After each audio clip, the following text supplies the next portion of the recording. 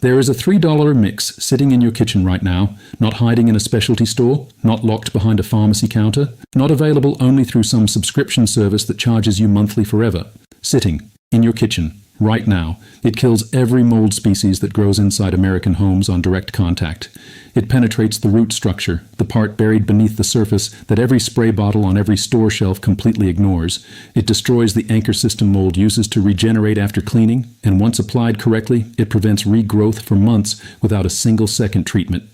Independent scientists confirmed it eliminates up to 82% of all common household mold species, including the black mold varieties that trigger respiratory failure in children under 5. And it has never once appeared on a single commercial cleaning product label. Not because it is dangerous, not because the research is incomplete, not because it has ever failed a single controlled test, because a solution that costs $3 cannot be bottled and sold for $35, because a fix this permanent cannot bring the same customer back every 30 days, because something that requires no professional application cannot sustain a remediation industry billing $500 per room, and because knowledge this accessible, once it spreads freely, permanently collapses an entire revenue model built on your ignorance. This is the story of the $3 mix that a $2.2 billion cleaning industry has spent the last 70 years making sure you would never find. If you are not subscribed yet, hit subscribe and the bell right now.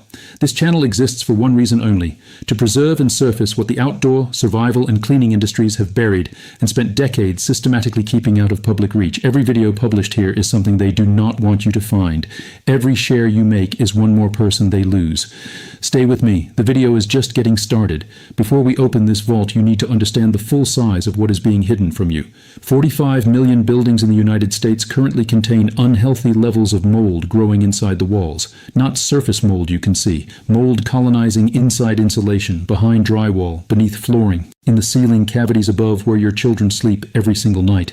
That figure comes from research published in the peer-reviewed journal Indoor Air by Mudarri and Fisk, two of the most cited environmental health researchers in this specific field. They did not estimate, they measured. The same study found that 21% of every asthma case diagnosed in America traces directly back to mold and dampness exposure happening inside the home. Not pollen, not dust, not seasonal triggers that come and go. Mold exposure, the permanent kind, the kind already living inside 45 million buildings right now. The CDC and the World Health Organization both use identical language when confirming this. Living in a building with mold measurably increases your risk of developing chronic respiratory disease. Those are their exact words. Published, confirmed, available to anyone who searches. We are not talking about a seasonal cough or a mild allergy. We are talking about real, diagnosed, documented chronic respiratory disease. The kind that sends children to emergency rooms. The kind that follows people for decades. And yet, standing in the cleaning aisle of any major retailer in America today, you will find exactly 0 products that genuinely solve this problem permanently. What you will find are brightly colored bottles with clinical-sounding names charging between $10 and $45 for synthetic chemical formulas that treat surface mold while leaving the root system completely intact. The mold disappears from view. It comes back in 6 weeks. You buy another bottle, the cycle completes. That is not a coincidence. That is a business model, and you have been funding it faithfully for decades. To understand why this knowledge disappeared, you have to understand exactly when and how it was buried. Because it did not fade naturally. It was not replaced by something genuinely better. It was systematically removed, and the removal was deliberate and funded. Before 1900, mold was a practical household problem, the same way weather was a practical household problem. Families dealt with it constantly. Stone cellars, earthen floors, timber-framed walls, thatched roofing, every architectural feature of the pre-industrial home created ideal conditions for fungal growth. There were no hardware stores, there were no cleaning aisles, there were no 1-800 numbers to call a remediation specialist. There were grandmothers, and they had already solved it. Church maintenance records preserved in Somerset, England, dated to 1841, explicitly describe the quarterly washing of damp stone walls using diluted white vinegar and a paste made from baking powder. This was not documented as an experiment. It was not recorded as a discovery. It was written as standard scheduled maintenance. The same procedure every quarter. Generations of documented success. In rural Appalachia, handwritten household management journals from the 1870s describe nearly identical protocols in exact detail. Women documented preparing a solution of white vinegar, warm water, and baking soda specifically for eliminating mold from wooden cellar beams, stone foundations, and the interior canvas of storage tents. The journals describe applying the solution, waiting, scrubbing, and applying a dry baking soda residue coat as the final protective step. The language they used is important. They did not write, "This might work." They wrote, "This removes it entirely." They did not note exceptions or failures. They noted the method, and they passed it directly to their daughters. In rural France during the same period, agricultural household records describe white wine vinegar being used to treat mold on preserved food storage walls and wooden wine barrel interiors. The chemistry was not understood the way we understand it today, but the outcome was reliably documented across entirely separate geographic populations who arrived at the same solution independently. These were not folk remedies born from superstition. They were field-tested, multi-generational, empirically validated protocols that produced consistent results across different climates, different building materials, different mold species. The only thing they had in common was that they worked, and the only thing they lacked was a patent, a manufacturer, and a price point. Now let us talk about 1928. Alexander Fleming is working late inside a laboratory at St. Mary's Hospital in London. He notices a contaminated petri dish. A common mold has grown across the surface, and surrounding the mold, every bacteria colony is dead. The mold had produced a compound that destroyed everything living near it. He names it penicillin. Within 2 decades, it becomes the most transformative medical discovery in recorded human history. The world calls it a miracle. What the history books skip over entirely is this. The families who had been removing mold from household surfaces for generations already understood the same biological principle Fleming was observing in that laboratory. They understood, through observation rather than microscopy, that acidic environments destroy fungal cell walls. They understood that alkaline conditions suffocate mold at the root level. They understood that once the surface chemistry changed, regrowth became significantly harder. Fleming needed a laboratory to see it. They needed 3 generations of watching what actually worked. The difference was that Fleming's discovery could be manufactured, patented, licensed, and sold. Their discovery already existed in every pantry in the country for free. That difference is the entire story. By 1945, the American chemical manufacturing industry had emerged from World War II with unprecedented production infrastructure, federal contracts, and public trust in industrial science. Synthetic chemistry was the future. The laboratory was the authority. Anything that did not come in a manufactured container with a clinical label was, by cultural consensus, inferior. The cleaning product industry moved decisively into this environment. By 1955, major household chemical corporations had collectively committed hundreds of millions of dollars to national advertising campaigns built on a single message. Household bacteria, mold, and contamination require laboratory-grade chemical intervention. Your home is a battlefield. Only their products are the right weapons. The advertisements were sophisticated. They used clinical imagery, scientists in white coats pointing at microscopic mold colonies on magnified surfaces, medical language carefully chosen to imply professional authority without making direct clinical claims that could be legally challenged. And the message worked on both the consumer and regulatory level simultaneously. By 1960, the FDA and nascent EPA regulatory framework had been shaped significantly by industry lobbying to focus approval and labeling requirements on manufactured chemical compounds. Natural ingredient combinations like vinegar and baking soda existed in a regulatory gray zone that made them inconvenient to certify as mold treatments, even though no certification was scientifically necessary. The industry did not need to ban the knowledge outright. They simply needed to fund the narrative that made it seem irrelevant. Your grandmother's methods were reframed as old-fashioned, as unreliable, as the kind of thing that charming older relatives believed, but that modern science had long since superseded. It was not hostile erasure, it was cultural condescension, delivered consistently across television, print advertising, and eventually school-taught domestic science curricula for 50 consecutive years, and it worked completely. By 1980, the generation that had learned these protocols directly from observation had largely passed them on to no one. Their children had grown up watching advertisements. Their grandchildren had grown up buying orange bottles. The knowledge did not die because it stopped being effective. It was replaced because replacement was profitable, and what is profitable gets funded, and what gets funded gets repeated, until repetition becomes consensus, and consensus becomes what you believe without ever questioning it. That is where most people still stand today. You are not most people. Keep watching. So let us talk about what is actually inside this $3 formula. Not marketing language, not vague natural claims.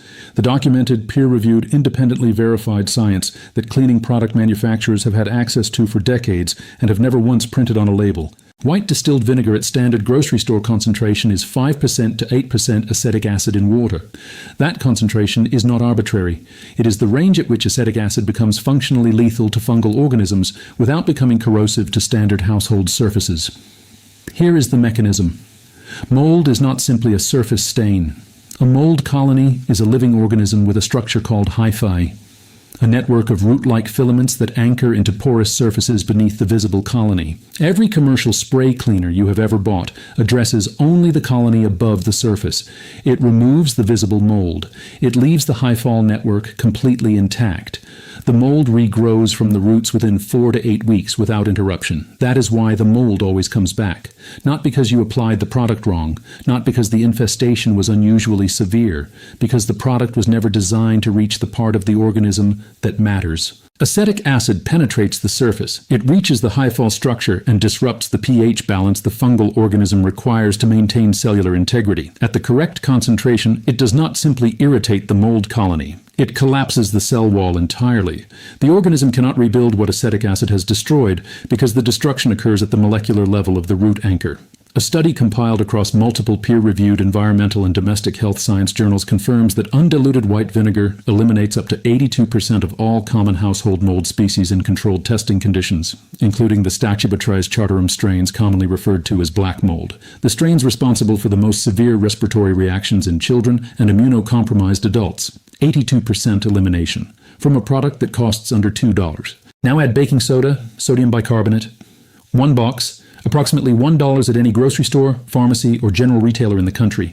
Baking soda sits at a pH level between 8 and 9 on the alkaline scale. This is the critical number. The overwhelming majority of household mold species can only colonize and survive in environments with a pH below 7, meaning only in the slightly acidic range. When a surface sits in the acidic pH range, mold finds it hospitable. When the surface pH rises above 7 into alkaline territory, mold finds it chemically hostile. Baking soda, applied to a cleaned surface and allowed to dry in place without rinsing, does not simply clean. It changes the surface chemistry. It shifts the pH of the treated area into a range where mold cannot comfortably colonize. The residue it leaves behind is a passive, persistent deterrent that requires no reapplication to maintain its protective effect. A 2017 agricultural study confirmed that sodium bicarbonate application successfully inhibited mildew and mold regrowth on organic surfaces including wood and natural fiber materials, even in high humidity outdoor conditions. If it works on agricultural surfaces exposed to open air and rainfall, it works significantly more effectively on controlled interior surfaces inside your home. Here's where the science becomes something the industry genuinely cannot afford to have printed on a label. Vinegar and baking soda do not perform the same function. They perform complementary functions that, when applied in correct sequence, attack mold from 2 completely different directions simultaneously. Vinegar destroys the existing colony and the hyphal root structure through direct acid penetration. It removes the organism at the root level. Baking soda then alters the surface chemistry of the cleared area, creating an environment where surviving spores cannot find conditions suitable for regrowth. It prevents the return. No commercial product in a $2.2 billion market does both of these things, not one. Every commercial product either removes visible surface mold or claims to inhibit regrowth. None of them penetrate the root architecture the way acetic acid does. None of them alter surface pH in a way that persists after a single application. The $3 combination does both in sequence for a total material cost that cannot sustain a commercial product line. That is not a coincidence. That is the reason it is not on a label. Now let us make this specific, because vague claims are easy to dismiss, and specific numbers are harder to ignore. The global mold remediation and cleaning product market was valued at $2.2 billion in 2025. That figure comes from SNS Insider Market Research Analysis published in February 2026, following comprehensive industry-wide data collection. The growth projection for the sector runs at 5.4% compound annual growth through 2032. The companies operating in this market include Clorox, Procter & Gamble, Reckitt Benckiser, SC Johnson, and dozens of mid-tier chemical manufacturing brands. Every single one of them sells at least one mold and mildew removal product. Every single one of those products is priced between $8 and $42 per bottle. Every single one uses synthetic chemical compounds as active ingredients. Not one of them outperforms vinegar on non-porous standard household surfaces in independent testing comparisons. The difference in active ingredient efficacy between a $35 commercial mold spray and $2 of white vinegar on a bathroom tile is not measurable in favor of the commercial product. Multiple independent home health and environmental testing institutions have confirmed this finding. You cannot patent acetic acid. You cannot develop a proprietary strain of vinegar that you alone produce and license. You cannot build customer loyalty to something that every grocery store on earth stocks generically for under $2. The business model of the entire cleaning product sector rests on two pillars: branded chemistry you believe only they can produce, and repeat purchase frequency driven by products that treat symptoms rather than solving problems. White vinegar and baking soda dismantle both pillars completely. That is why 70 years of advertising convinced you they were primitive. That is why your grandmother's knowledge was systematically replaced with an orange bottle.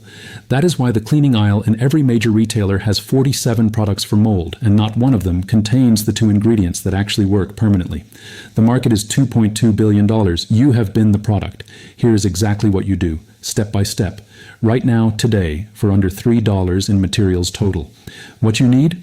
White distilled vinegar at the standard 5% concentration sold at any grocery store. Baking soda, standard sodium bicarbonate, generic store brand, no difference in performance from name brands. A clean spray bottle, a stiff bristled scrubbing brush, warm water, and a dry cloth or paper towels for the final step. That is the complete supply list. Nothing else, nothing you need to order, nothing behind a counter. Everything already in your home right now. Step 1, the acid strike.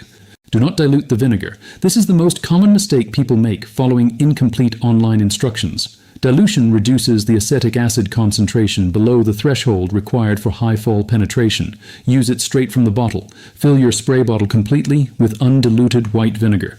Spray the entire affected area until the surface is thoroughly saturated.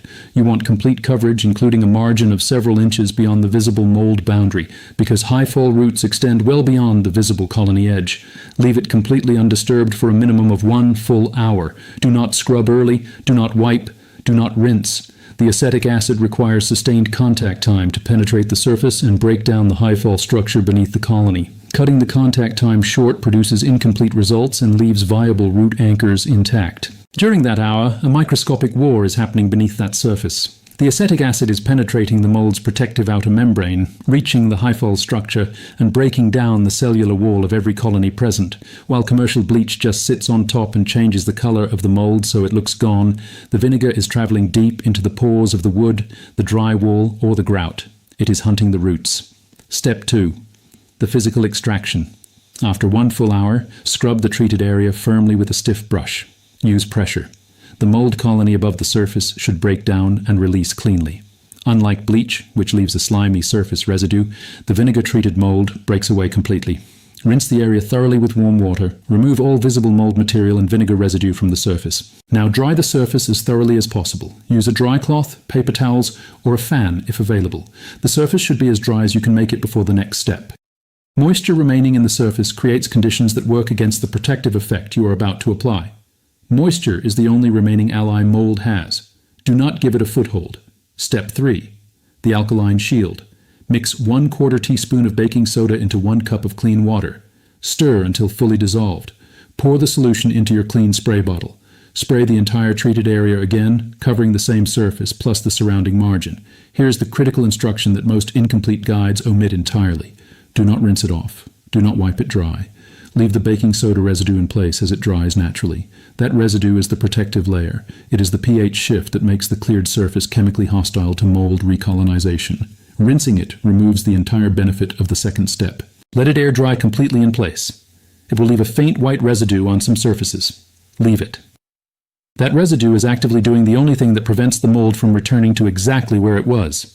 It is changing the surface chemistry of your wall, your floor, your ceiling, your grout, shifting it permanently into territory where mold cannot anchor, cannot feed, cannot rebuild.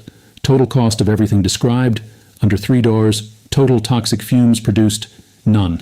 Safe for children, pets, and every standard interior and exterior surface it touches: wood, stone, tile, grout, rubber seals, fabric, canvas, tarp, van walls, tent material, cellar floor, wooden porch frame. 1 treatment, done correctly. Months of protection. For severe infestations covering large surface areas, or for mold that has penetrated deeply into porous materials like unfinished wood or natural stone, the protocol remains identical, but the timing extends. Apply the undiluted vinegar saturation and extend the contact time to 2 full hours instead of 1. For very deep porous penetration, a second vinegar application after the initial scrub and before the baking soda step reaches high-fall structures at greater depth. For outdoor applications on tent fabric, tarpaulin, canvas shelters, and wooden structural elements, the baking soda residue coat serves double duty. It both shifts surface pH against mold regrowth and creates a mild, moisture-resistant barrier on fabric surfaces when fully dried. For surfaces not yet showing mold, but in consistently high moisture environments, the baking soda solution alone applied monthly and left to dry in place is sufficient. It maintains a surface pH hostile to initial colonization without requiring the full vinegar treatment step.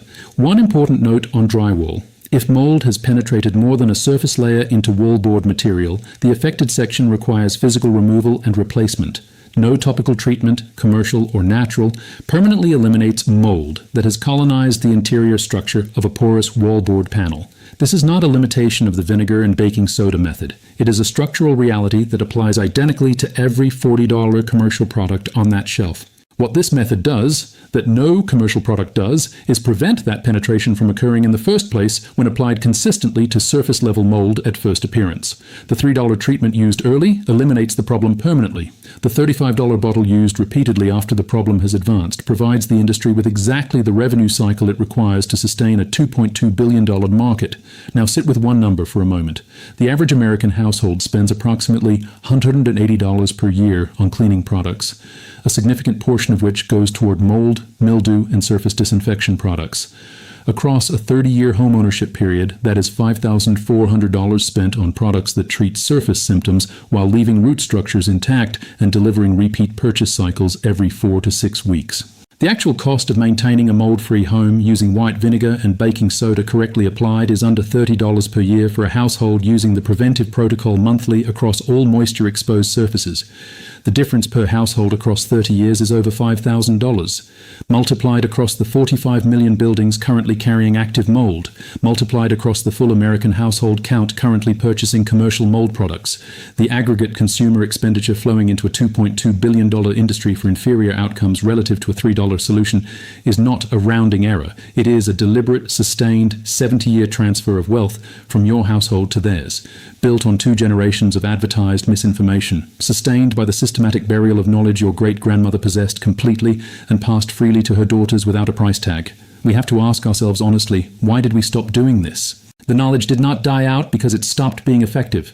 It was buried because effective and cheap cannot coexist profitably in a corporate quarterly report. Your great-grandmother knew this. Her grandmother knew it before her. For over 100 years, this knowledge passed through families at zero cost. It was a heritage of self-sufficiency, a form of independence that required nothing from the market and nothing from a shelf. Then 50 years of aggressive television advertising convinced an entire generation that they were too busy, too modern, too educated for simple chemistry. They sold us back our own health in a plastic bottle at 1,000% markup. They turned your grandmother's wisdom into an old wives' tale. They replaced it with a barcode and a clinical font and a scientist in a white coat pointing at a diagram of a germ. She did not have a chemistry degree. She did not have a research grant.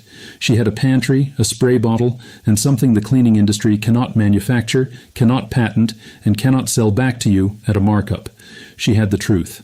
Let us also talk directly about bleach for a moment, because this is the part the industry has never wanted examined too closely. Bleach is an oxidizer. When you look at the back of a bleach bottle, it often says in small print, "for non-porous surfaces."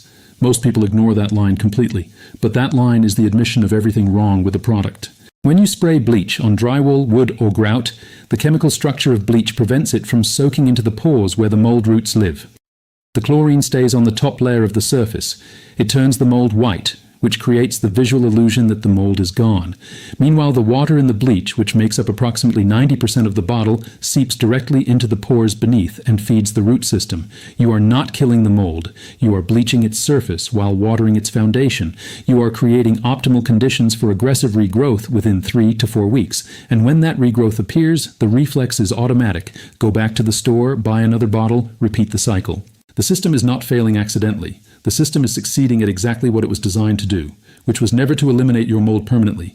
It was to keep you purchasing on a predictable schedule, season after season, year after year, for the entire duration of your home ownership. Acetic acid behaves differently at a molecular level. It has a lower surface tension than bleach, which means it does not sit on the surface. It follows the moisture channels that the mold itself created when it colonized your wall. It travels the same path the mold traveled to anchor itself, and it destroys the anchor at the source. This is not marketing language. This is documented chemistry that any independent testing institution can reproduce and confirm. The knowledge in this video is not radical. It is not new. It is not fringe. It is documented in church records from 1841. It is confirmed in peer-reviewed environmental health journals. It is validated across multiple independent testing institutions. It is the same science Alexander Fleming was observing in 1928, expressed in a form that requires no laboratory and costs $3. It disappeared not because it failed, not because something better replaced it, not because the science turned against it. It disappeared because it was cheaper than profitable, because it was more permanent than sustainable, because it was more effective than the business model could absorb, and it has been waiting in your kitchen the entire time. If this video opened something for you, share it. Every share puts this information in front of one more person the industry has been billing for 70 years. Every person who watches this is one more household that stops funding a $2.2 billion cycle built on manufactured ignorance. Subscribe if you are not already. Hit the bell. Send this to someone who is currently buying that orange bottle every single month.